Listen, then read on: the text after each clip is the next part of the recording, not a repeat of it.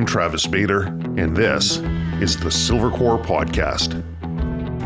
Silvercore has been providing its members with the skills and knowledge necessary to be confident and proficient in the outdoors for over 20 years, and we make it easier for people to deepen their connection to the natural world. If you enjoy the positive and educational content we provide, please let others know by sharing, commenting, and following so that you can join in on everything that Silvercore stands for. If you'd like to learn more about becoming a member of the Silvercore Club and community, visit our website at silvercore.ca. She is the first Canadian to paddle across America from Oregon to Florida, a feat that took 7 months, as well as a 675-kilometer trek across the Great Divide with a broken foot. She was also the first to paddle a tandem sea kayak down the Colorado River through the Grand Canyon. She's passionate about connecting others with nature and uses her skills as a photographer to inspire. Welcome to the Silvercore podcast, Jillian Brown. Thank you for having me. I'm very excited for this. So am I. You know what? There's so much information that I've been looking through from past podcasts that you've done, from newspaper articles, and looking at some of the expeditions and adventures you've done. Like when you're talking about inspiring people, I'm inspired. It's really, really cool. Well, thank you. Yeah, I appreciate that. And I'm glad you're able to get yourself settled in, nice in town now. Your VRBO may not have worked out quite as you wanted it to. Yeah, thanks for bringing that one up. Yeah, that was a day and a half yesterday. Oh, man. Yeah, we were going to get together last night, and you give a message like, no, we're moving. Can't. Do you want to tell the story why? Sure. So we've started using Airbnb and VRBOs, and it's been a really, really neat experience. So far, nothing's been too terrible with it. And we've connected with some incredible people by doing this as well, the hosts and things. And so we got a place out in the countryside so that I could still do my morning routines out in nature and do my walk and have it quiet. And get there, and this place was a marijuana grow up. And it's all like the marijuana's not there other than what's growing in the fields, but it's clearly a grow up. And so we decided not to stay there. You know, it's funny because I put the address into Google, and what do you see? A police car out front. Yeah. They had over $2 million worth of crops that were seized out of that one location alone. And man, it was like almost $300,000 worth of equipment. So they had a pretty decent scale operation working out of there. And apparently they still got stuff growing. Well, yeah, it's still the same owners have it, which is what was really like kind of annoying for us, was we don't want to contribute like any of our money to people who have done something illegal, essentially, like this, and are now using that property because the government shut it down. So they're now making bank off of it on other people. And the place was dirty and stuff too. It was cool. The ad sounded a Spanish villa in the countryside of Delta. We're like, ooh, this will be fun, with a special karaoke room. Yeah, this will be entertaining. Karaoke room. Was it actually a karaoke room? Because you said there's a soundproof room in there. Did they put like a $12 karaoke set in the middle of a soundproof room? Well, yeah, the room was all soundproof. It was a very odd access to it. Very much the place looked like it was an old burlesque or boudoir place where the ladies would be standing up top in the loft, and there's an old-timey piano, which there actually was an old-timey piano. And then this karaoke room with the soundproofing. And yeah, it was pretty set up. I mean, there was surround sound in there and a big screen. And we didn't touch anything when we went in. All right. After we just kind of walked through and saw everything, like, okay, let's find somewhere else. That's funny. Yeah. So it's not like they just had a soundproof room that they didn't want to deal with, and they threw a little karaoke set inside there. No, I think it was meant for I don't know what, but it seemed like a very specific room before that. I don't get people. Why would you VRBO out your location like that? That doesn't make sense. I don't know. And you have to legally live in the residence that you're Airbnb or VRBO now, in BC at least, if not all across Canada, but in BC. And there's clearly nobody that's living there. They're just renting it out. And so there was a whole lot of things wrong with it. But now we're in a really nice place out in Steveston. Yeah. Yeah, and it's beautiful. We got for a great walk this morning and lots of birds. And there's a park there. So life's an adventure for you, hey? Yes. Yeah, that's for sure. Is it always like that for you? Yeah, somehow it kind of always ends up that way. Right when life starts to feel like anybody else's kind of normal life. I know everyone has trials and tribulations going on behind the scenes, but for the most part, people live a certain type of lifestyle. And whenever that's kind of started for me, something generally happens. Like, for example, on track with Ryan to kind of start a new life, my now fiance, and then he gets in his accident and the world is completely upended for us. Tell me about this. So it's coming up on 2 years actually this week from his accident, and he was moving into my place in Squamish, and he was bringing his motorcycle up. It was the first trip up of things. We were going to celebrate like new life out here together, and I was just ahead of him in the Jeep, and he was on his motorcycle and he crashed on the Sea to Sky Highway. And I figured he had stopped for gas, maybe stopped for a bite to eat or something. That's why he was a couple hours late. I didn't really think anything of it until my phone rang. And it was, I've described it before in a piece of writing. It was like straight out of a movie. The phone call of saying, like, so your partner's been in a car accident or in an accident, hold tight, but maybe pack an overnight bag. And you know that the like uncertainty of the person who's calling is not good. So you're like, well, if I hold tight, am I waiting for a knock at the door, somebody to tell me that I've lost him? Or should I just start going now just to be there no matter what? It felt like a movie. And so I packed up and headed down, and he was in a coma for 15 days. and then he was in the hospital for a number of months for treatment. And now, since then, I've become his full-time caregiver, which has completely changed our life, but in so many good ways as well. There was a lot of hard time relearning, and we're still relearning everything, especially, of course, for him, relearning now with all of his injuries, being partially paralyzed, one arm, and he's fully paralyzed, the other partially, and head injuries, things like that. So navigating that side of life, but also being his caregiver, I get to spend every day with him all the time. That's fantastic. So that's amazing. But I'm just starting to try to get back into some of my other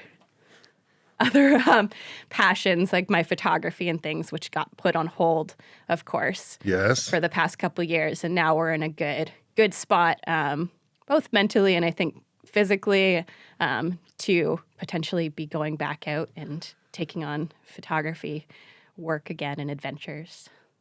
Yeah, that mental aspect of all that, when your life gets thrown absolutely upside down, that resilience and ability to be adaptable really comes into play. And I got to imagine that from a lifestyle of exploration and expeditions, there's a high level of adaptability that you've learned.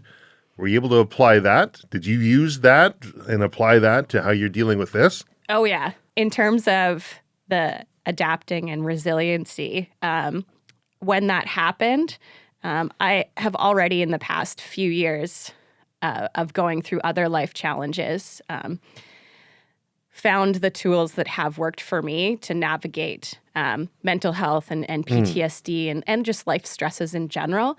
So that's part of that morning routine of being out in nature. I do my best to every day wash my face in a river or a lake or some sort of water source in nature as well. And then I always do a bunch of exercise throughout the day, both in the morning and generally later, just to move all the energy that I find I struggle with that builds up. Not just like energy of like, I got to run around, but like the mental energy. Interesting. And so at that time, I definitely, even though I was having to drive from Squamish down to Vancouver Hospital every day, but for about a week, I was also having to move Ryan from Cultus Lake, which is 2 hours, 2.5 hours away from Squamish. I was dealing with driving from Squamish, stopping at the hospital, then from there, driving down to Cultus Lake, loading up the vehicle, driving back to Squamish, and then doing that twice a day to try to get him moved out because he had booked all of his moving vehicles, like a trailer and all those things. And I didn't have his phone. The police had it from the accident. So I couldn't call and get those things to help me move. I just had my vehicle. And then a couple of Ryan's friends came and helped as well, which was amazing. And were there for me too. But there were other things that went on. I found I was doing well. I had my routine down with both going and seeing him, but also just everything. But then there was a couple other things that went on at the same time, and that just built up, and I found that my tools weren't enough to deal with all of it. While Ryan was in the hospital, I found out the same day as his accident that my best friend took his own life. And then I got rear-ended, and it was all within Ryan being in a coma period. So within this 2-week span, I had lost like my 2 people essentially because I couldn't talk to Ryan about Kieran is my friend. I couldn't talk to Ryan about him, and then Kieran I couldn't talk to about Ryan. And I had other people, and my family's always been there. But yeah, it was getting to be too much to the point. Then I got rear-ended. I'm like, this is too much. And then the dryer broke, and it was like smaller and smaller things that were totally not big deals. Like the rear ending, it was very little damage. Like the bumper got knocked off, not a big deal. And there was way bigger things going on. And then the dryer breaking, who cares? Just call somebody to repair it. But I that was when I had a total meltdown. And when I got to the hospital that day, I accepted help in talking to the social workers and actually letting it out. I've never been one to, I don't generally talk about my emotions in that way when I'm in a negative headspace. Why? And I'm sure we'll touch upon it, but I went to a therapist when I was a teenager a little bit, because I dealt with depression as an athlete. I got injuries and I couldn't do things that I loved. So I struggled with some depression. So I went and saw one, and they said the same sort of thing that most do, where it's, well, do the things you love because that'll make you happy. And I'm like, I can't do the things I love. Like, this is why I'm here. Tell me what I'm supposed to do. Oh, just do those things. I'm like, you don't get it. And I would like ripped up. I mean, I'm a teenager too. Sure. Yeah. I'm like ripping up the paperwork that she's giving me. And I'm like, I'm not going to read this shit. Like, I hate reading too. Like, all these, that like legit. I was so angry. And then, so I stopped going, and then I just started doing the things I loved, and I was okay. Isn't that interesting right? how that works, huh? It totally, but I had to be the one, and it's always like that. You have to be the one to take control of the situation. You're the only one that can save yourself when it comes to your mentality and emotions. 100%. And as a teen, that was hard to figure out. And I reconnected with that later on in life when I found myself homeless, and I thought of the same sort of thing. I ended up going to a therapist because I thought about suicide in that situation. Went to a therapist, and I felt the same way as I did when I was a teenager. I walked out of there feeling very judged almost, and they weren't. There's nothing they were doing that was wrong. It's their job. Sure. But the mental state that I was in was not an accepting state of somebody telling me what to do and just do this thing like it's just that easy. Like, that's not, you don't understand. Well, yeah, but there's also the side of walking into a therapist's office and they have their great, beautiful family photo on their desk, and they're wincing when you're telling them of what you've been through in some way, and you're seeing those reactions. Well, that's why I don't share, because I don't want to see other people uncomfortable or in pain, because often I've already dealt with that pain and overcome it. So I'm okay to necessarily talk about these things and go into details, but to see somebody else now essentially going through what I've already overcome, that's what I don't like. Isn't it, I've got a poorly thought out, ill thought out premise. I got something that I'm working on in my head and slowly churning around, but the amount of mental health issues that are social related in nature, and how you mentioned that concern over how the therapist may be processing or looking at that, and it's how other people around us, our expectations and I guess our thoughts on judgment by society, and how that impacts our own mental health. And I see that so prevalent, like with social media, and everyone's, they say comparison is a thief of joy, and they're comparing themselves to all these happy people out there on social media doing all these cool things. And you're like, oh, but look at me, I'm broken and I'm not feeling great. You talk about PTSD, and we have warrior classes like samurais and Spartans and even modern warriors that will come back and are praised by society for the great things that they're doing. And despite the fact that they've seen horrific things and done really arduous things that others probably wouldn't want to do, there's a societal acceptance behind it, different from, let's say, the Vietnam vet coming back from war and everyone's calling them baby killers and society's against them. And the prevalence of mental health and PTSD in situations where society just isn't on side, or maybe the person doesn't feel that society is on side with them. I got to wonder how big of a role that plays in every individual's mental health. And if we're able to kind of separate that, I don't know, there's a book, I haven't read it because I'm like you, but maybe I'm like you as a teenager. But no, I still am not a big reader. Man, I'll go through the end chapter, and do I think I got the main points? But I think it's called The Subtle Art of Not Giving a Fuck. And, so I haven't read it, but the title of it tells me a fair bit. And I think if people can reach that point of, I just don't care what society thinks, and I'm able to do what I feel is right for me. Like you said, you had to find doctors only to say, no, you're not fixing me, I'm fixing me, right? But that shift, like you say, has to come from you. And I think that's where a lot of people stumble, is because they're still stuck in this perception of how everybody else, they think they're judging them, or how their lives they think they are. Like I say, not the most well thought out, but it's getting there. At one point I'll put pen to paper and I'll actually put this together a little further. Well, I completely agree with you, though, what you're saying with like dealing with feeling like others are judging, and especially the fact that we're in this world where our lives, hopefully everyone can see my quotations, but our lives are displayed for everyone to see everywhere. Like on Facebook, on Instagram, social media, wherever you look.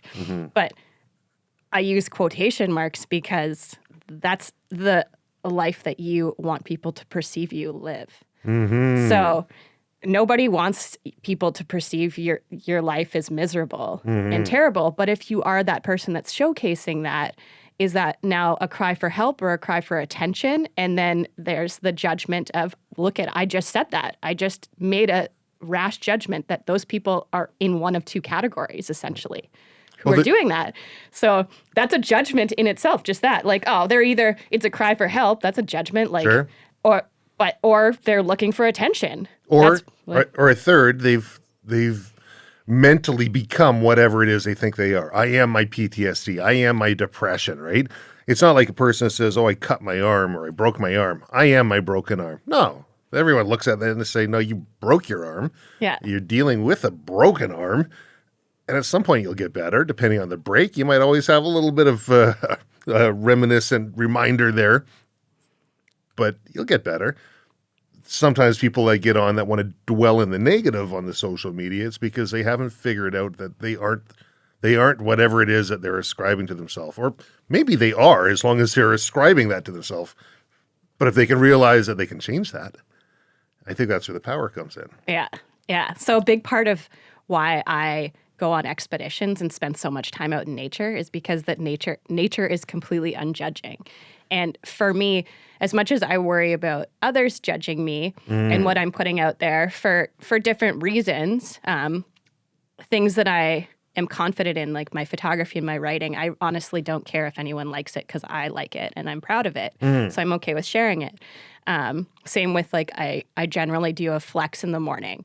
Well, I've worked really hard and I still work really hard. And for me, flexing or like even looking at myself is I judge myself so harshly that doing that makes me proud of myself that I am overcoming an obstacle of just flexing and putting it out there, like to show myself that I'm proud of myself. It's not to get comments or anything. It's simply, this is my social media anyways. So why can't I just put whatever I want on my social media? For me, I'm the only one that I only care that I enjoy my social media. Yeah. That's it. But I do these expeditions because it's completely unjudging. Like a lot of the time I don't have cell service. If I go up north, there's no service. So it's just you, and you can't judge yourself harshly because you have to trust that you have the abilities, especially if you're solo. So if you're judging yourself all the time, then that's going to make you second guess everything, which is then going to put you at risk. You have to go in wholeheartedly faithful that you have the abilities to overcome whatever you're planning to go out and do. In life in general, really, but especially when you're going out in nature like this, doing something extreme and risky, where you can't just pick up your phone and call mom to come pick you up in 5 minutes. Well, you mentioned mental energy earlier, and we differentiated that from being active and what's going on in the head, just churning around. When the cell phone's off, when you're out in nature, when everything's quiet, what happens to that mental energy? Oh, see, if I'm out paddling for the whole day, I don't have any feeling of having to go do exercises or anything. It has nothing to do with the fact that I'm paddling all day. It's, that energy is already essentially like flowing through. There's not anything. The fresh air, it alleviates stress and energy. I mean, it's a proven fact. That's why they just started to give doctors permission to prescribe national park passes for mental health. That's in the States, right? In Canada, too. Is it in Canada? Yeah. Yeah. Good luck finding a doctor who has done it yet. I I'm have yet to hear of it. But I got to find one. Yeah. They can do that. And this is what I've always said, and I'm sure many others who have gone through the process of battling their own demons and overcoming, they probably feel the same way, that why are doctors not prescribing natural things like go outside for a walk or get a gym pass? Like, why are they not prescribing those things? And then after, say, 6 months, if the person is still struggling, maybe there is some sort of medication that they do need, because mental health injuries, PTSD injuries, things like that, they do cause chemical imbalances in people depending on how they absorb the trauma. They can need medication. I'm in no way saying don't take medication, but there's other things to go through first. What is your diet like? What's your environment like at your house? Is it a hoarder's house? Like, that's going to make your mental state horrific. Yeah. Like, there's so many things like that. But that's hard. That's not easy. Prescribing a pill is easy. Yeah. Well, it makes money. The other things do not make money. It makes money. It means that you're going to be coming back. And there's also that liability standpoint. Like, what if a doctor is like, go to a park, and the person does something to themselves or has a really bad incident, and they're like, well, you should have prescribed them, right? That should have been one of the options. I think so often people look for those easy options, but I've yet to see anything worthwhile in my life that's come easy. And I don't disagree with you where medication is an important tool that can be used, but I think it should be used holistically. I just don't think we have the resources in Canada properly allocated to monitor an individual and provide them with the proper care that they need to ensure that they're getting proper diet exercise, social support, sleep, goal-setting structures, and medication all in the same realm. But they can moderate. I had 50 milligrams this morning, and how are you feeling? And move from there. Yeah, but that's also the thing of choice. And the only way, if you chose to go to a doctor for a belly ache, well, you chose to go and get answers. Like, are you going to a therapist as a choice that you want to get better, or are you going as an expectation they're going to make you better? Because even if they tell you or prescribe you medication, it's still your choice to take that medication. That doctor's not there throwing it down, putting it down your throat each day. You're choosing, okay, that doctor told me that that medication is going to help me in some way. Well, if the doctor told you going for a 10-minute walk that day is going to help you, if you choose not to do it, what's to say you're still going to choose to take the pill? That's mentally your struggle that you have to overcome at that point is, okay, the pill's easy, so I can just take it. Well, easy isn't going to make you better when you're overcoming demons. Never. Never. Yeah. And that's the easy out. And that's why people are still getting all the medications and still taking their lives. You brought up an interesting point. You said it's you that'll fix you.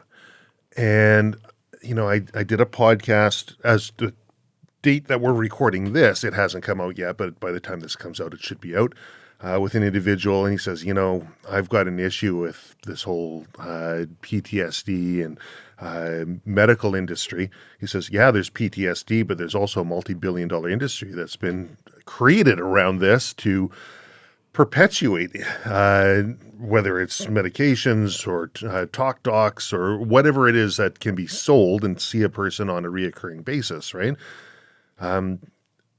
There is the idea as well that some of these things don't require a long time to fix. They may, in some people, require a long time to finally get there, but when that click is made, when that switch is turned, when you realize that you have the power to be able to go out and walk or enjoy nature, or make these small steps and look at it as the macro, not, I'm feeling really bad today, it's not working. Well, what's the trend? Yesterday I was feeling good, and today I'm feeling bad. Tomorrow I'm feeling good and then bad. But each day it's going up a little bit. If you look at it more in the macro, it's a trend, and you keep applying these practices and principles, generally the outcome is going to be beneficial. And when you say that you fix yourself, if you go, so a friend of mine, Mike, he was diagnosed with diabetes. Doc says, you're going to have to take medication and we're going to have to monitor this. He's like, I don't want to take meds. He says, well, you got to. It's all part of it, and you're going to be on it for the rest of your life. Diet and exercise can help. He's like, what if I just do diet and exercise? We come back and we do another examination in X number of months. I said, okay, I can't force you, right? But this is what I tell you got to do. So he goes, he does his diet and exercise. He's really diligent about it. He goes back, he gets checked out. Doctor says, you don't have diabetes anymore. Wow. Right? My wife, last September, broke her ankle. Doctor says, usually we can screw the bone back in, but you've powderized it, right? We're going to have to fuse your foot. You've broken your heel, bones in your foot, your ankle, ligament damage, all the rest. And so big time surgery, fuse a foot, all the rest, but you'll be able to hobble around. She's like, let's put off the surgery for a little bit. I'm going to see how healing goes, and I'm going to keep working this out. Well, sure enough, now we're at a point, doctor says, I don't think you need surgery. I think that we can find doctors and they might say something and we can buy into it fully and go down that path. But when you say that we fix ourselves, maybe it's okay to get a couple of opinions. And maybe if we're having issues, it's not just the doctors that we hang around, but also our social circles and our friends and the people that we're around. Find the people that are solving the problems that you look to solve. If you're always negative, find the people that can bring greater positivity into your life. And there's an unwritten social contract that you too have to produce that same positivity back for them. You can't be just a leech draining on it. Because I do think that there are, for a lot of these things, there can be a quick fix. It just might take a long time to find it. I don't know if that makes sense.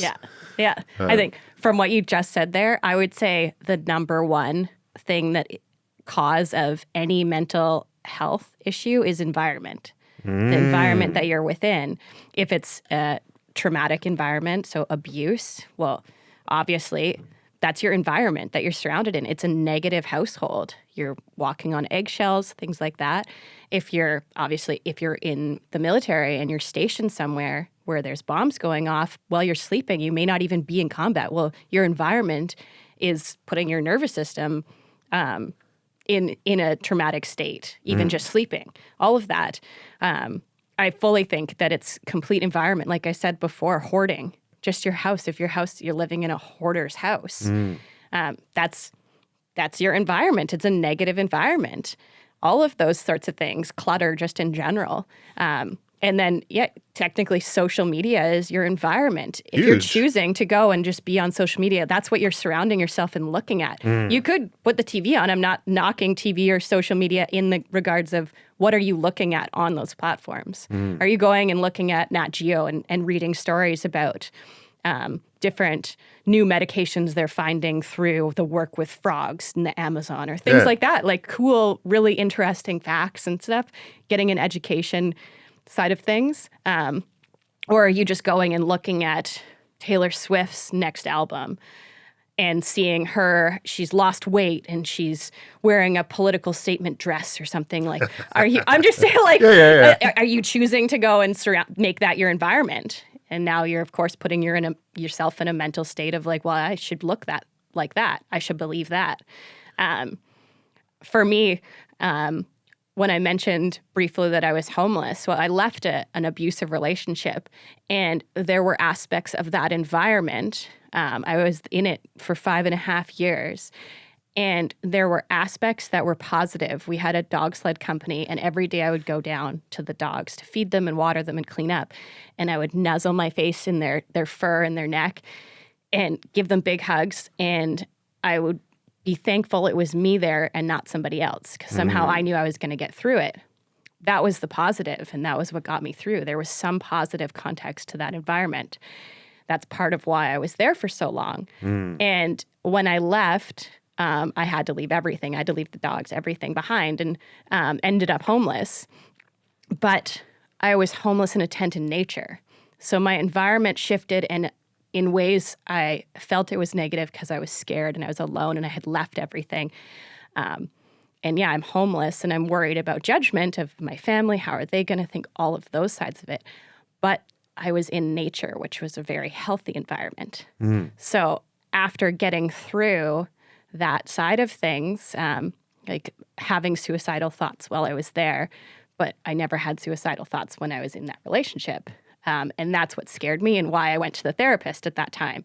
Why do you think that is? So for a month after, I was still dealing with the person in some way trying to contact me. So I was still living in a lot of fear. So I was still in fight, flight, freeze aspect. So I hadn't decompressed yet. And after that all subsided, I was able to now feel every emotion, everything, like literally everything from the past 5.5 years that I had held in. So it was like imploding and exploding, all of it with it like inside me. And that's why I was asking, when you're in nature and everything quiets down, what happens to that mind? And I take it this is what happened. So then all of a sudden, I was going through everything possible, and went on a walk with my dog to a river, and I contemplated suicide in the river, and I immediately turned back, tied my dog out to a tree, and went to a therapist because I'm like, I don't understand this. And again, I walked in. It was the only time I went to a therapist since I was a teenager, and I felt judged. And all I was told was, sounds like you have PTSD. And I was diagnosed with PTSD. But I wasn't told even what those 4 letters stood for. Well, you have your own definition of PTSD. Yeah, I do. Yes. But I was sent out, and she didn't ask like if I was safe. And like there was nothing. And I saw her beautiful family photo. And I'm like, well, that's nice. She gets to go home to her house. And I'm going back to a tent. And I never went back. But it pushed me to, like I said, heal myself. Like, I'm going to have to get through this on my own. And because I had changed my environment to somewhere that I felt I could do that, because I had grown up in nature as well, and it was always a safe place for me, but it's always a healing spot for anyone, really. I started just walking every day with my dog for hours and hours, hiking around, and I'd let her off her leash and I would just follow her. And I realized that I was healing and moving past things because I was not focusing on the past and what I had been through, and I wasn't worrying about the future. I was living in that moment, wondering, where are we going next? I wonder what Roxy dog is following. Are we going to see an animal? And then I just started to do some exercises out there as well. Like what kind of exercises? I would do like squats and things. Okay, like physical exercises. Yeah, physical exercises. Yeah, squats and push-ups. I'd grab rocks and lift them, all sorts of stuff. But I would do it in nature. And it was only up till a couple years ago that I actually got real weights. It was like logs and all these things. Yeah. Like, I literally had a log in the back of my vehicle that I would drive around with. It was my special weight log. Yeah, and that changed environment to be homeless in nature was the best home I could have been in to heal and get through all of that. Isn't it crazy how just getting out and walking can change your mental perspective? Yeah. There's so many people that I've talked to in the past. Oh, I've got to talk this through. I've got to think about it. Maybe there's some medication. Well, I've heard about diet. I don't know anybody who's gotten themselves mentally well sitting on the couch thinking themselves better. However, getting out for just a simple walk can allow some of that decompression to happen. And, that's why I asked, like, you're out in the wilderness and everything's quiet, the cell phone's off. Yeah, go for a walk, leave the cell phone behind. And you can find the thoughts can start racing on through, but that's a mental processing. Yeah.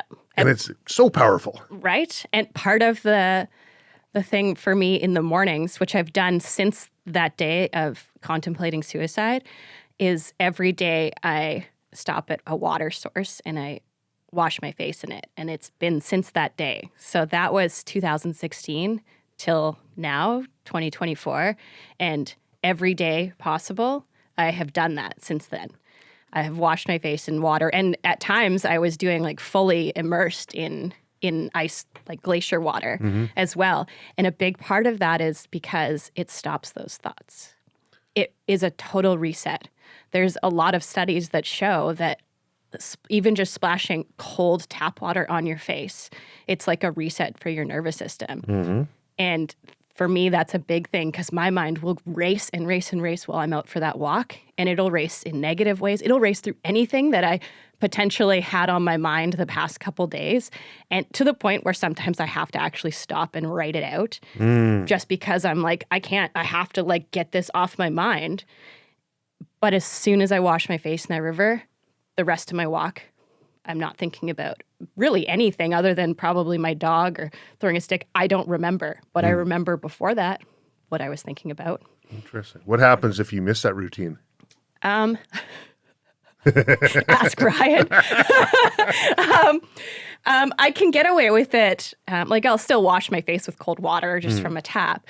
I can get away with it at times depending on the environment that is the reason for it, what's going on in my life at that time.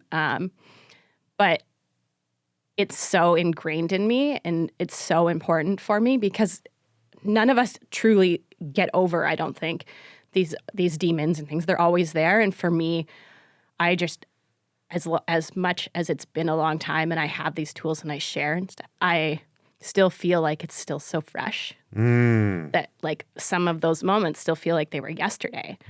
So I definitely build up that energy really, really quick. Also, I just have a lot of like go energy. So if I can't get out and go for like an hour and a half walk and then do some exercises and hopefully do that routine again in the day, then I'm also like, I gotta go. What can I do? Yeah. And you're right. It never goes away. But the way that we perceive it can change. the way that we look at it, the perspective can change. You have those instances where somebody looks at something and they're like, well, here's another way to look at it. Have you thought of this? And, oh, hold on, you're right. It's like, oh, I don't want to be running away. I'm a fighter. I'm not going to run away from my problems. Are you running away from your problems, or are you running towards something that's more desirable? Oh, yeah. Yeah, maybe I am. Okay, here we go, right? And that little perspective shift or that mind shift can change everything. It's still there. You're still doing the same thing. It's still running through. Do you do anything to help change that perspective? Are there ways that you find that it's been helpful for you to help change the perspective? Or do you find yourself ruminating on the same thing over and over again, kind of stuck in a, like, how do I get over this? I totally agree with you that it's all about shifting your perspective on a situation. And it's so hard to, for one, tell somebody that. No one wants to hear it. Yeah, it's so difficult. And there are definitely aspects that there's no way I can look at that situation and be like, find the positive in him doing this to me, or like, there's not a positive. There's not. But something else, like the dogs, that was my positive. I'm not focusing that, I'm not leaving that aspect out of that time. That was a positive. But for me, a big way that I have shifted is I still have all those stories. And like I was saying, I don't like seeing people feeling uncomfortable by me sharing traumatic events or hard things to talk about, having those hard conversations. But for me, the shift of perspective on it is, if I share my story and what I've been through and my tools, maybe it'll help somebody else. I think you nailed it on the head. That's why I do these things like podcasts, why I public speak. It's why I take photos. I want to document people's journeys and nature's journeys in hopes that either I could protect somewhere or protect somebody, or something may change in a person. It may impact them. And it may shift their perspective on potentially how they're looking at a river and its need to stay clean, or shift their perspective on themselves. Like, I'm out paddling. Well, I'm seeing this photo and this story of paddling. Maybe I need to shift my perspective and go out paddling, because clearly that person is enjoying that and I'm not enjoying what I'm doing. Shifting those perspectives. But yeah, a big part of why I share my negativity, or the things that I've gone through that are negative, is because it may help somebody else. It's funny how you say there's nothing positive that came out of that, and then you go on to talk about the positive that came out of it. Well, there's parts in it that there's no way I could shift that thing into like positive. But yes, by sharing like that I was in an abusive relationship, it's giving saying that, then yeah, I can see like, oh, it's positive. I know that there's one person out there. She found me and told me. So just that in itself, I may be able to help one more other than just her. And that's it. And that's a perspective shift right there. Yeah, that's true. The fact that you are now provided the background and the street cred, so to speak, and the authority, you can actually reach other people. And the fact that you're looking at tools, you found tools that work for you, you're exploring new tools, and you're able to share those. It's not necessarily something positive for us. And I think that's a very powerful thing. I think that's the place where a lot of people have difficulty. It's like, you're in the airplane, oxygen mask comes down. Oh, I got to take care of me so I can take care of others. And in that situation, it makes sense. But that mentality of, oh, I got to take care of me, so make sure I get myself sorted first. From a mental health standpoint, very often that can be the worst advice, because you just spiral into yourself over and over again, trying to figure out what's wrong with me. It's like looking at, what's that saying, you get bit by a snake and you try and chase down that snake and figure out why the snake bit you and tell the snake that, you didn't deserve that, or else you could just realize, hey, you know what, I've been bit by a snake, I got some poison, let's deal with it, and so I can get on with it, right?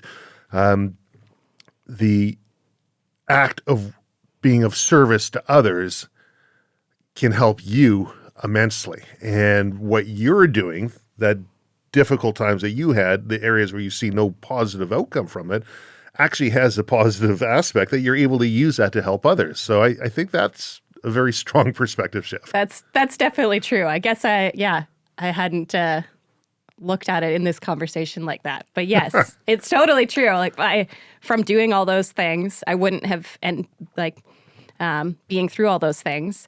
I wouldn't have ended up working at a camp like for PTSD and helping others with it and sharing all of my tools that I've learned and taking them out in nature to do that.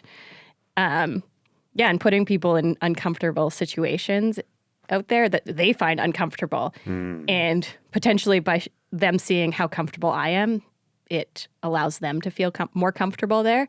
But teaching them the tools to find that comfort there and find their tools, whether they utilize the ones that I share or they find their own that work for them. I wouldn't be there if it hadn't been through going through those negative experiences. Well, that discomfort builds resiliency. And I think that's another aspect that is lacking when we look for that quick fix. What pill can I take so I can sit on the couch and comfortably take a pill? And I've talked to the doctor so many times, and the uncomfortable part is sitting in my car and driving there and driving back. But I don't have to do that because I can do it through Zoom now or whatever it might be. When you're out in nature, it can push you and it can test you. And you've pushed yourself and you've tested yourself in nature. And there's an inherent resilience that's built from that I think even more than just being outside and listening to the rainfall and the birds chirp and the act of moving through nature, it can be, the discomfort could be that you're getting cold. It could be that you're getting wet, that your legs are getting tired. Or it could be that you're going through the Colorado River on a two-person sea kayak, is it? And I mean, each one of these things is going to build a different level of resilience for the individual. Yeah. The one thing with what you just said is that it makes me think of is when we reconnect to that way of life, that's the way humans are supposed to live. You got it. So it's no wonder that we're so stressed out in our everyday when we're doing the mundane. Yes, routine is important, but so is change and experiencing new things and exploring and learning. And so much of us don't do that. It's just the everyday mundane routine. Seeing new places, we're meant to. We're supposed to see new places. We're supposed to see new things. We're supposed to taste new foods. All of these things. Life is not supposed to be easy for us. And everyone listening is probably like, well, my life's not that easy. Everyone has that struggle. We all have things that make our lives not easy. But when you look at how we're supposed to be, like cavemen and before we had civilizations, really, that's technically how we're supposed to be, and their life was certainly not easy. Yeah. That's why they were just resilient. They got through everything. Yeah, they died really early, but that was because some saber-toothed tiger ate them. That's right. Or they didn't wash their hands. But they were extra resilient to that. That's right. Yeah. Well, and that difficulty is going to be relative, but that's okay. I mean, people compare so often. Well, why should I be upset? This person's got it so much worse. Well, just realize that this is our natural response to it based on our life experiences, our level of resiliency, whatever it might be, and we will get through it. And if we frame this right, that gives us that extra little step up the staircase of resilience, and then it makes us tougher for the next thing. And I think we were talking about this earlier. My daughter was mentioning some of her friends who have anxiety, and I asked you, when you were growing up, did anyone talk about having anxiety as kids? And no, I'd never heard about any of this, but you see it. The mental health issues and the anxiety in children is prevalent, and maybe that's due to the amount of information that we have coming at us really quickly. I think a part of it is that we've created such safe environments. I asked my kids about school, and I'm like, they gotta be lying to me. School can't be like that. Are you sure these people aren't picking on this person over here? And I think our society and our schools have done a really good job of making things, setting boundaries for people of what's acceptable and what isn't, what's safe and what isn't. So you can't be racist and sexist and mean and discriminatory and all these different things. But it hasn't produced those resiliency tools that would accompany that adversity that people would experience when we're younger. So I think kudos for creating a better sort of system and environment. But maybe we should look at how do we create that resilience in the kids as well through some sort of preferably shared adversity so people can relate to each other. Yeah. We're supposed to have disagreements. Yes. We're not all supposed to get along. We're not all supposed to be friends. I remember when I was in grade 5, this girl and I, for some reason, I don't remember, but I didn't want to be her friend. I didn't like her. There was something about her that I just didn't want to be a friend of hers. My teacher would keep us inside at recess to try to make us be friends. And like I must be really cool, but I don't think so that this girl is that desperate. But I remember just thinking, like, how is this going to make me why am I having to be friends with someone? Like, you're trying to force me to like somebody. That's not going to make me like them. You're taking away my time with my actual friends to do this. Yeah. But there was obviously that we moved past that. And funny enough, she's actually come out and visited me, and we've stayed in touch. Now you're friends. And good job, teacher. It's so funny because it just like circled back that I have not seen probably anyone from grade 5, but I've seen her. Because you have a shared It's so adversity. funny. Maybe, I don't know. But yeah, we're supposed to not all like each other. Like, that's normal. That's why there were different tribes in the same region. That's why there were fights and things like that. Yes, we don't like fights, but that creates resiliency, and it creates rules and stamina and boundaries, personal boundaries. Mm-hmm. Yes, you said that there are boundaries and things are safe these days, but there's also everyone's right all the time in school. You can be a cat in school. Oh, I've heard that one. Yeah. You're allowed to be a cat. Like, no, you can't be a cat. Like, these things. I'm not going to get on that topic because we're going to have so many haters. Like, you should be able to say, you're ridiculous. If you want to do that, you're on your own doing your thing. I'll respect your right to do your thing, but come on. I mean, like, we're a group here. Why don't we kind of get together, do this together, go home, be a cat, come back here, and let's work as a team, You have a great imagination. Right now, we're learning. Mm. Save the imagination time for recess time or playtime or free time, whatever you call it. But right now, we are focused on learning something. That's like, it's a very simple conversation. We didn't have, I always was a dog when I was playing outside as a kid, but I couldn't be a dog in the classroom. Like, that's ridiculous. That's it, you're canceled. But, yeah. But I'm just saying, no, those teachers are canceled because they wouldn't let me be a dog in the classroom. But I think that's a big part of it. Like, you'd look at it and be like, well, then there shouldn't be that much anxiety because they have freedom to do all those things. Yeah, but then there's the kids that don't know what they want to be. So then there's even more anxiety because all these other kids are like, well, I'm a dog, I'm this, I'm that, what it is. Well, then the person who doesn't know, they're going to be anxious, extra anxious, and they're a kid. But I think I don't know how to say it. Like, having winners and losers, again, it creates resiliency. It creates understanding of how to know how to be okay with not being perfect and not being number one and not being top of the class, because you're not always going to be top of the class through life. But if you're all told you're all top of the class, then when you're done with class, well, you're screwed. Mm-hmm. You're going to have a big reality check. Like, you go into high school, and high school, you have exams and stuff. Well, you're going to fail. Like, if you fail an exam, well, you're going to be told you fail. There are national exams. Not everybody passes. There's no way. You can't say, because I'm a dog, I still pass. Like, you've seen Idiocracy, the movie? I have at some point, but I don't remember it fully. Basically, it's humankind gets less intelligent as time goes on, and their primal urges are everyone's listened to. You can do whatever you want, and society basically all collapses. And it's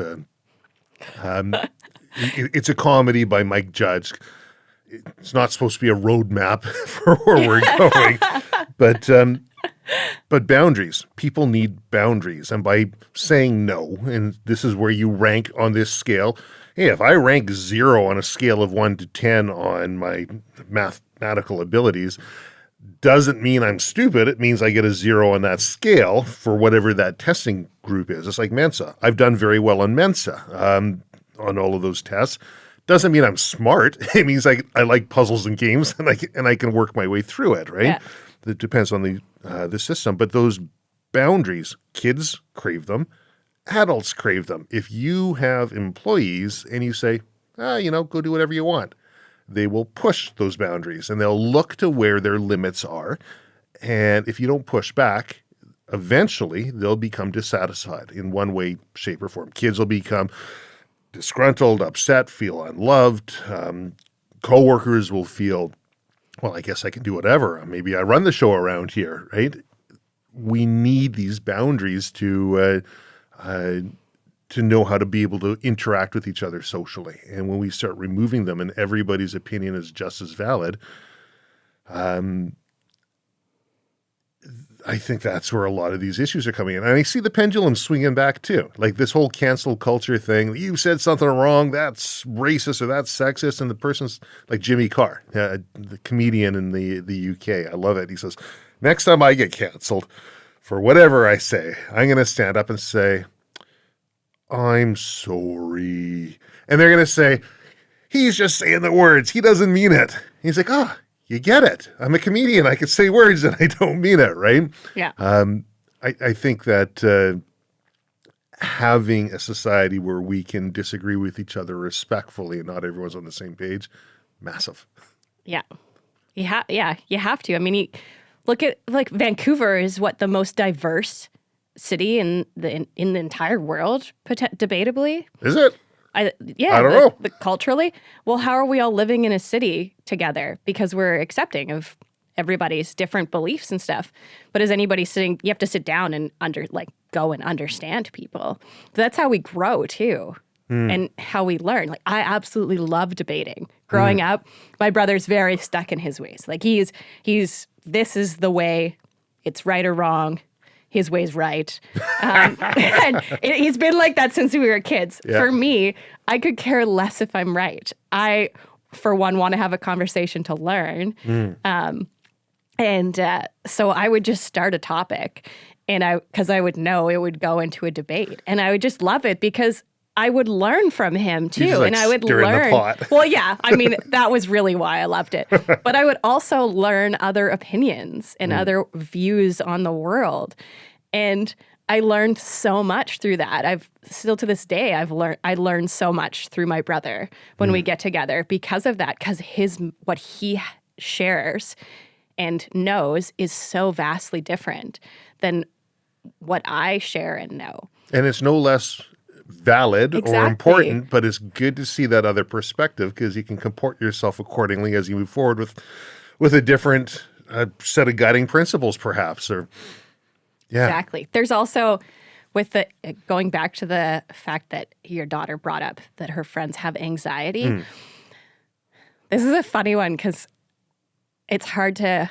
I'm having trouble navigating how to talk about it, but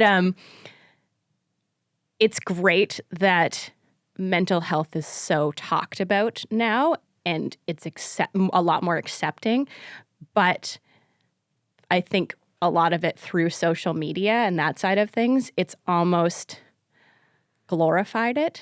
Right. So a lot of kids in particular and youth think that is what they're going through when they're really just kids and they just need to go outside more or whatever. Like all kids have energy. Not all kids have ADD and ADHD. Well, all kids have cell phones. Well, that's why. Like that's like, but I think that's a big part of it. Not like there are definitely kids and people who have ADD, ADHD, anxiety, all of these things. Again, I'm not saying that anyone doesn't, but I think a big part of the fact that it's so popular to talk about, but also not, but it's not in certain realms and in certain context. But when it comes to youth and schools and things nowadays and social media, it's become like almost pop culture to talk about how I have anxiety. I have 2 stepdaughters and I watch some of their videos that they're watching on YouTube and stuff. And they're watching kids channel YouTube. And there's literally skits about like a kid having anxiety, but it's been made into a comedy. Yeah. So then the kid comes back and she's like, I'm so depressed. Like, she's a 9-year-old, but this was going on before that, like the past 3 years. She'll just quote it. Like, no, you're not. But she'll act like what she saw because she's a kid. Sure. That's how we became resilient, because we acted like what we saw, which was our hardworking parents who were outdoors, and we were forced to go outdoors with them and work too. That's right.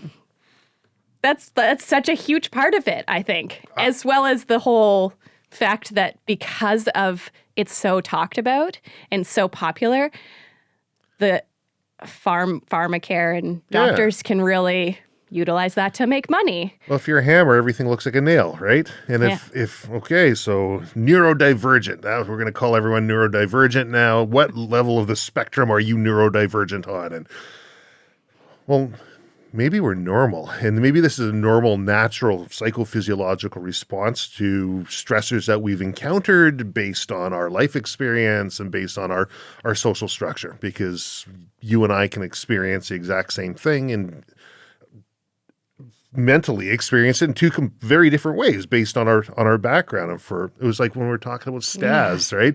It's like STAS, PTSD, like, flashbacks, dreams, memories, recurring thoughts. Like, is that something you have? He's like, oh yeah, but not really like I'm upset about it, but more in like a nostalgic way. Like, man, it'd be great to be back there with the lads out there, and man, we're doing a good job. And so it keeps coming back to his mind. He's going through events, he's ex-British Special Forces, events of highly kinetic encounters, as he called them, right? And he looks back on it with nostalgia, like, man, I was doing a real good job. We're all cohesive as a team. And other people, based on their background and resilience and whatever it might be, might look back on that and say, oh, that was terrible. How do I get over this? I keep having those memories and the sounds in the back of my head. That piece of resilience, and that's, where you and I met, was that talk I was asked to give. Basically, I had about a half hour to 45-minute talk that I had to condense into 11 minutes. It happens to the best of us. I completely understand. Speed through this thing as quick as I could. Actually, I threw it up on YouTube. I wasn't going to, but coworkers suggested I should. So. Yeah. But, talking about the resilience that the outdoors can bring and the lessons that you learn. And you're mentioning, like, man, I'm going to get upset here. It sounds like you're glorifying unsafe practices about rafting down rivers without a life jacket. And that for me has been a massive thing in my life, is just pushing myself in the outdoors in whatever way I can. And that sometimes is mountaineering, sometimes it's just walking around Ladner where I live here. But it's been a huge piece of my own sort of mental health piece. For you, you've taken that and you've turned it into some pretty cool expeditions. Can you tell me, so I was into rafting and you got into kayaking and paddling across the continental United States. You want to talk about that one a little bit? Because I'm curious. I want to hear more about that. I specifically didn't go far into the details of that. Okay. Because I wanted to hear it fresh from you. Okay. I will happily share. I'll say something about prior to that, about the Grand Canyon and before that. So this all came to light doing these expeditions after the whole homelessness and finding my tools and those sorts of things. And a big thing that I learned going through all of that was that nothing is placed in front of us that we don't have the strength to overcome, as long as we believe in ourselves enough. That's what I came to believe. I 100% agree. And that encompasses believing that we can find the knowledge and the skills and the athleticism to accomplish those things. Every mountain anyone can go up. It's just that people summit those mountains by training prior to and setting their mind to it and believing that they can go up that mountain. Anyone can do that. The mountain is no different for each person. So after kind of coming to that realization, I started to say yes to almost anything that fell in front of me. And it opened up this incredible world of expeditions. The Grand Canyon was not my plan. I was out on an expedition documenting killer whales and paddling with killer whales. And the guide was this gentleman, Jamie Sharp. And he threw out this harebrained idea of taking a tandem sea kayak down the Colorado River. And I was like, that sounds super cool. I'd totally go along. and he's like, well, I have a partner already, but that's cool that you're interested. Well, a week out, he calls me and he's like, yeah, so my partner is backing out. They got cold feet. You expressed some interest a little while ago. Would you like to come? And I was driving down to go and paddle the ferry route at the time. So I'm like, I'm going to have to call you back, Jamie. Like, I'm going and paddling right now. And as I'm putting my boat in the water, I text him back being like, I'm in. It was like half an hour later. And awesome. So that's how that one came to light.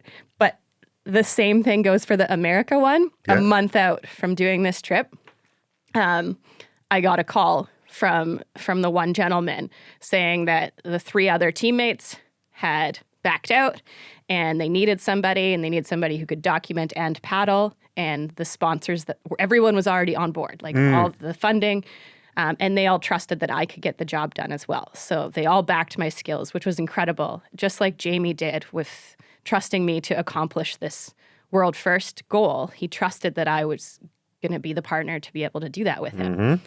And so I said yes. So a month out, I said yes to the original plan of 210 days with a stranger paddling across America. And ultimately, I ended up solo on it. Tell me about that. And after 100 days together, I came to realize a few things. I had been lied to why those 3 people weren't on the trip anymore. And it was truly because they couldn't get along with that person. And essentially, there was no more room for his ego and another person in the boat. And that's why he went through a number of other people after me. But I lasted 100 days and I moved into a kayak, and I was going to continue to do my job and document him and his journey. And I was like, we'll just tell the sponsors that I'm getting a new perspective on it from a different boat. It'll be easy. And we were invited to stay at somebody's house for a night for a fresh meal, shower, and I took the guy up on the family up on the offer. And him and the other paddlers, there was a few other boats with us at the time, didn't. And the next day I woke up to a text message saying, basically, good luck. If you want to keep going, go on your own. I believe that you'll be able to do it, that was nice. Yeah. But he took everything. He had all the gear, all the I had my basic gear. I had my clothes and stuff and a tent. Okay. But he had all of the GPS, all the radios, all the solar panels, all the batteries, and left. And I didn't even have a map. So I had to ask a stranger who I had met. We call them river angels, to print out maps of the Mississippi River for me from the library. And he printed them out, and I kept going till Baton Rouge is actually where I ended, Louisiana, after 150 days. Wow. So I went from Astoria, Oregon, up the Columbia River to the Snake River, up the Snake River to Lewiston, Idaho, and from there, portaged from Lewiston, Idaho, over the Continental Divide to Helena, Montana. But I broke my foot on the second day of that. So I actually... On the portage? Yes, on the portage. Carrying too much weight? Yeah, stress fracture. Fifth metatarsal? I don't know. I was like, I'm not going and paying money or going and dealing with x-rays. I know what I did. I've done it before. Okay. And it's very obvious. Yeah. And so I kept going until I couldn't get my boots on anymore, which was 16 days of had a backpack on, and then I had the canoe strapped to my backpack on a cart, and I was pulling it and he was walking. And so I was like a little pack mule with my camera gear and everything too. Wow. How much weight? The canoe alone's 90 pounds, and then I had my camera gear is at least 40 pounds, and then all the food and tents. 40 pounds of camera gear. Yeah. Wow. That's why I train all the time, especially right now, trying to get back into that scene. People don't think about that when it comes to photography and outdoor photography, like adventure photography. They're all praising the athlete and they're giving sponsorships to the athlete and the athlete gear. Well, who's capturing the photos of the athlete? Because somebody's up there with them doing that for the most part. Yes, there are people who set up their own GoPros and stuff. But for the most part, there's a photographer there. With all the same gear plus 40 pounds of camera gear. Exactly. But also the photographer has to be able to run ahead and get photos, fall behind, and then catch back up. Yep. People don't think about those things. People don't think about those things. I think about those things. Yeah. The cameraman, watching Bear Grylls go out and do his stuff. It's like, but the cameraman's right beside him doing the same thing. Exactly. It's like that clip of the guy running down the side of the track field and these. Oh, yeah. You see that one? Yeah. These guys, and he's got this massive camera on his shoulder and he's going faster than the guys who are coming up to the finish line. That was, that's the guy you should be praising right there. Right? Yes. It's fun that that video has gone completely viral.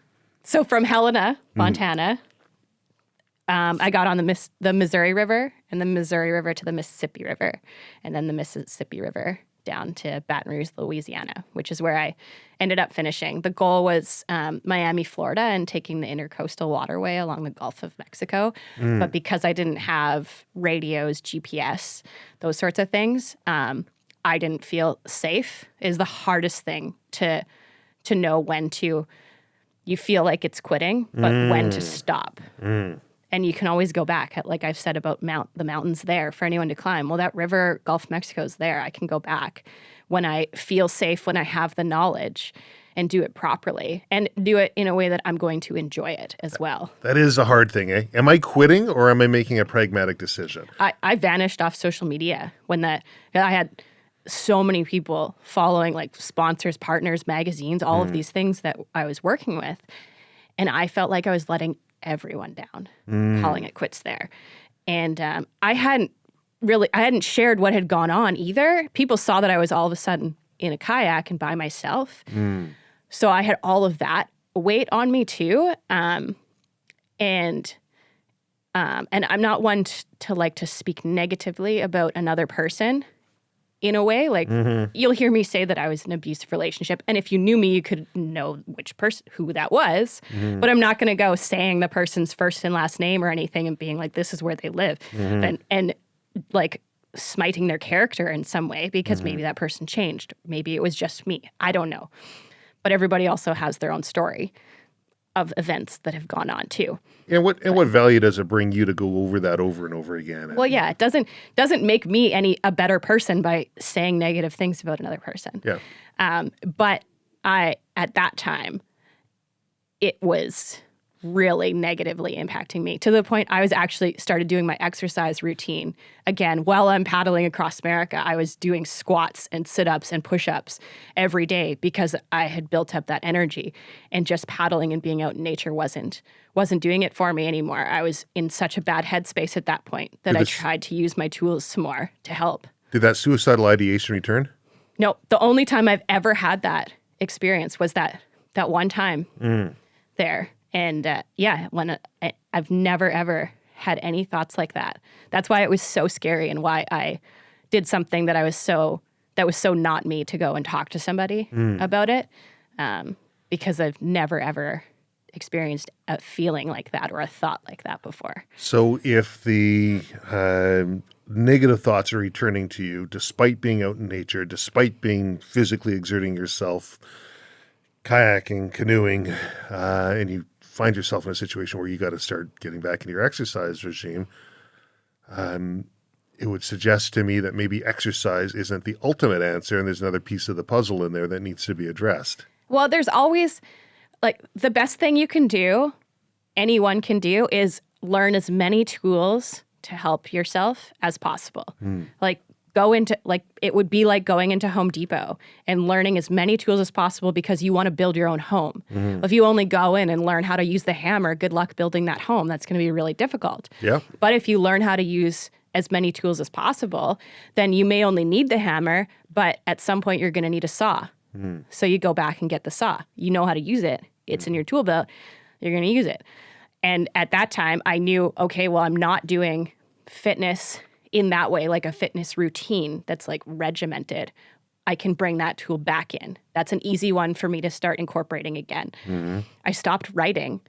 At that time, like, writing for me is a big thing. That's, again, people perceive social media for everyone is that it's to show off and it's for everyone else. Well, my social media, my writing, my photos, I do that for me. I write every single morning. and I write about a photo or a story or whatever I'm feeling. And that's what I post. That's my like journaling that day. Very cool. And that's a routine though, too. yeah, it's one of my tools. Yes.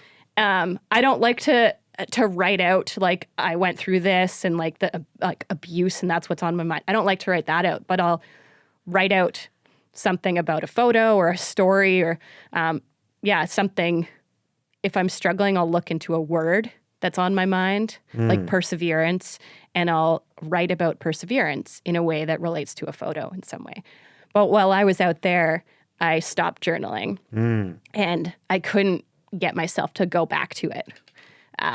So that might have been something, if I had started journaling again, maybe that would have helped. But there was a lot of factors. I had poison oak all over. I had bug bites all over. Hurricane Michael hit 5 days after I stopped. So there was also that in the back of my mind. Like there was a few factors that were weighing on it that weren't making the situation better. And then unfolds as it should. Ultimately, there are things like family and friends and home, some like places that help your mental health, that being out on an expedition like that, you just can't overcome that when you're out there, and you have to look at it and realize like this is not good for me anymore. There's going to be points where you're out on an expedition where you eventually you get injured and you have to press the emergency button. There's no way around it. You have to. You've broken your leg. You have to press the button. Sometimes you're just at that point mentally where you have to go home. You know what? One of the things that really kind of stuck with me, I did a podcast with one of the co-founders of an app called Mettle, which is British term Mettle, M-E-T-T-L-E, for like mentally strong or spiritually strong. So Neil Smith and Bear Grylls got together and put this app together, and it talks about mindfulness and meditation and a bunch of different tools, just in little bits, and specifically designed for men's mental fitness. And talking about having somebody to talk to, friends and family, like you say. And the comments that came up afterwards, a number of people that would say, I don't have anyone to talk to. I don't have any friends that I can confide this kind of, like I'll hang around with people. Who can I talk to about this, right? Over and over and over again, which is interesting, I thought. You know what? When it comes to that, on that trip, I mentioned that I went silent on social media. I was posting every day as long as I had service, like all of it. And I'm actually redoing that right now. I've never shared all my journal entries and all the photos, and I just started again. And because I never touched upon it. And when I went silent, the amount of comments and messages that I got from complete strangers was overwhelming. And I was so scared, like I said, that people would judge me. People would think I was a failure. I was looking all negative on it. And every single message was, are you okay? Where are you? Oh, we missed your stories. I hope you're okay. Everything like that. Everything under the sun. And that was really big in helping me. I started to just writing them saying, yeah, I'm okay, actually really helped. But seeing how much support it was. And then when I did ultimately share that I had called it quits, just saying, or like stopped there, everyone, it was, what you achieved is incredible. And I hadn't looked at it that way. I was like, I didn't achieve what I set out to. Hey, like, look at what you did do, though. That was all I was ever met with. Sponsors, everybody, like family. It was incredible. To the point that I had a follower. This is what shocks me, because I don't think my life's like that special or anything. And people were so devoted, or are still potentially so devoted to somebody on social media or my work. A follower saw my story about how I had poison oak and all these bug bites and stuff. And I actually posted a video. Like I was sharing the good, the bad, everything about an expedition, the truth about an expedition. I don't want it to be glorified. I want you to know that it isn't all easy. It's hard. And that's part of it. And I shared that, and this follower was a doctor, and she's like, you need to go to a hospital, and if you can't go to a hospital, I'm sending you medication. I'm like, I don't think you can do that. And she's like, in America, I make the rules. Like, and she literally sent me a prescription to the closest pharmacy, and River Angel picked it up for me and brought it to me so that I would have this medication to treat these like infected wounds I had all over. You've used that term a couple times, river angels. Yeah. And in the same, even though the doctor wasn't on the side of the river there with you, I guess they could be viewed as a river angel. These people who are writing in saying, are you okay? Like, what's going on? They could be viewed in the same way. And for people who say, I don't have anybody, I can't talk about these things with anybody. Maybe when you said earlier that anyone can summit that mountain, we might have to choose a different route or use different tools to get up there. Maybe it takes a team of Sherpas to drag us up there, right? But we have the ability to have interpersonal skills or develop them to a point where we can convince some Sherpas or whatever it might be, right? Maybe these people who don't feel they have anything there aren't looking in the right areas. There's the choice thing, not to, again, I don't know everybody's situation, but if you're saying that there's no one for you to talk to, well, it sounds like you're also choosing not to talk to anyone. Mm-hmm. There's a ton of phone call in places that you're anonymous and you can call and just talk. It can be simple as that. If that's what you feel you need to do just to get it off your chest, you can go. I've had the most incredible conversations with strangers going, and actually I was able to leave that abusive relationship because of a stranger. I sat down at a bar in Squamish. I was living in Golden in that relationship, in Golden, British Columbia. So it's like 9 hours away from Squamish. Mm-hmm. And I was back there for work, for photography work.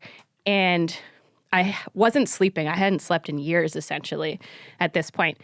So I went into a local bar and I sat down at the bar, and this hockey puck slid across the bar towards me. They're like, if the name on that, if he scores, then you'll win a free pint. But you probably won't because he's already scored 2 goals. This is the start of the conversation. It's so vivid to me. And I look over and there's a younger guy sitting beside me and then another gentleman on the other side who's the one that slid it. And I started having this conversation with them. And these 2 guys, a gentleman and his niece that are there, they take me in like family for the time that I'm in Squamish. Like, they invite me out to go to dinners, like with them and their family. Wow. They have me over. They tell me I could stay on their couch if I want. Like, they didn't know me at all. And at that time, I didn't feel like I had anyone. Yes, my family has always been there for me. They live in a different part of Canada. But again, I never wanted to put stress on my family or anything. Your choice, but yes. Yes, it was totally my choice, exactly. They always would have been there for me and been understanding and done whatever they could. But it was my choice never to involve them or talk to them. And anyways, this one gentleman, he stayed in touch with me, and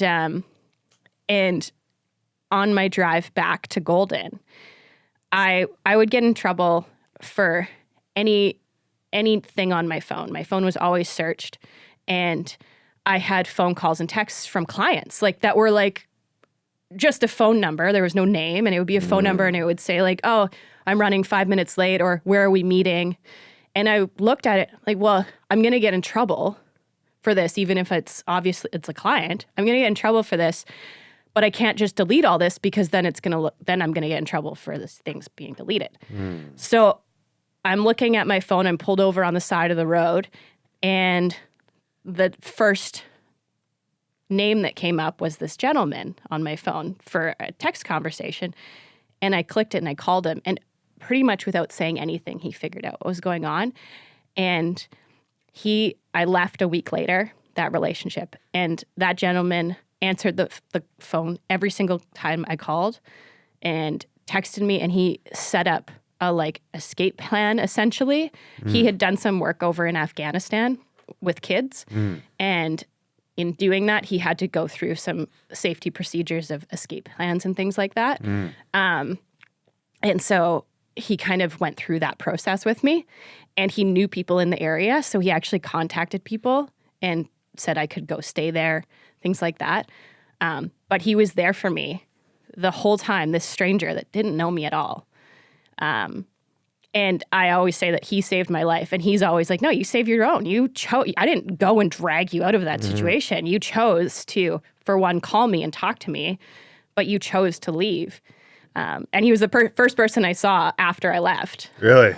Yeah, he was over at his best friend's place, and he's like, just come here, and gave me a big hug, and he said, I'm so proud of you. I'll never forget that. Wow. Yeah, and he's still a good friend. Yeah.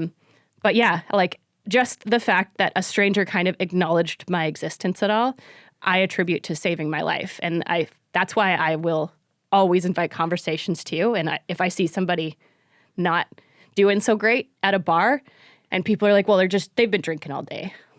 Is that really a reason why? Is that really it? And I've gone and like asked, hey, is it like, you okay? They're sitting by themselves. And I've had random people start crying, and we've gone outside and sat on a park bench and like share what they've gone through. Like, God, you just needed somebody to be able to cry to you. Like, you just needed that. I didn't do anything. I don't even know your name. But if it can go both ways, where we can all be that willing to just listen to somebody, but be that vulnerable to share with anyone. I like that. We really should normalize, are you okay? I mean, not to the point where you're like, are you okay? Are you okay? Oh, yeah. Are you okay? I mean, Yeah. come on, give me a break, right? But being open and at least, because, you ask a guy, are you okay? Oh, yeah, no. And it's always going to be the answer, right? Especially in Canada. Yeah, no. What does that mean, right? Normalize, are you okay? And as well, understand that no matter what you're going through, there's going to be other people out there who might be able to offer a different perspective on it. So maybe you talk to somebody and they totally brush you off. Maybe the next person you talk to and they've got the perspective that's going to work for you, whether that's a professional or somebody you meet at the bar. Yeah. Is there anything else we should be chatting about? We've chatted about a whole bunch of different things on here. What's your next trip? Do you have another adventure lined up? Well, I have an expedition that we're working on funding for that's down in the United States again. That's a paddling expedition.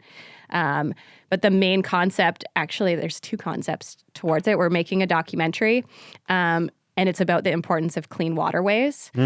And we'll be paddling this river system that has the biggest drainage for northeast United States, from Fort Wayne, Indiana to Lake Erie.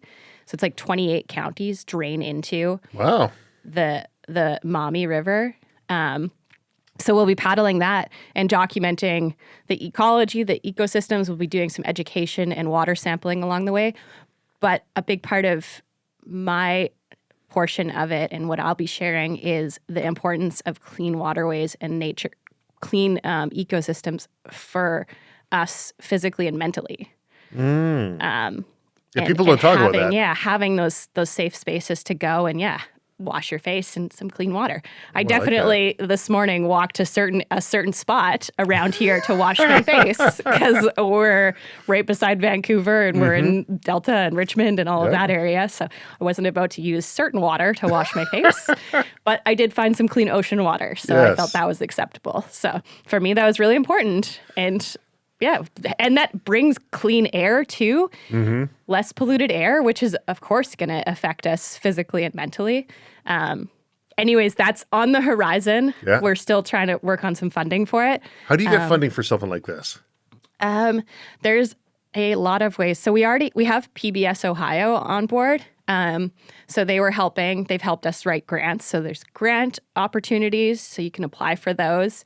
And there's government grants, or there's specific platforms like the Explorers Club or the Royal Canadian Geographic Society, things like that. A friend of mine just became a member of the Explorers no Club. Way. I just learned about that a couple of days ago. That's awesome. Yeah, Florian Wagner. He's in New York because I guess they had their induction for new. So I'm just learning about what this Explorers Club is. Super cool. Yeah, to get into them, you have to be invited. Both the Royal Canadian Geographic Society and the Explorers Club. A member of the Explorers Club has to have invited you to be able. You can't just sign up.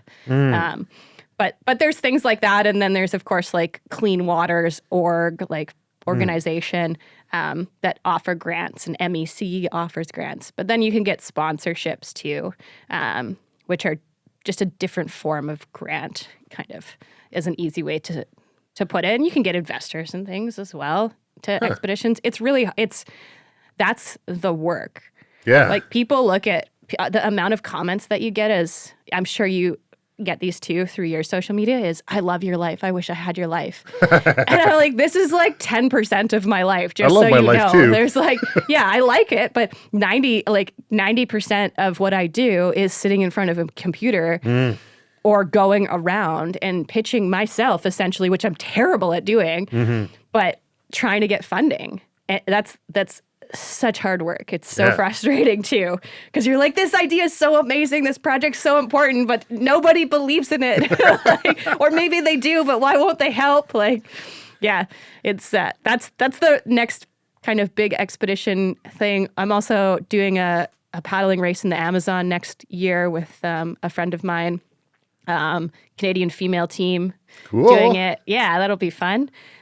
So right now this year it'll be, unless anyone hears me on here, sees me on here, and hires me for some gigs for photography or writing or documentation, I'm totally open to it. We'll put a link in the bio. Yeah.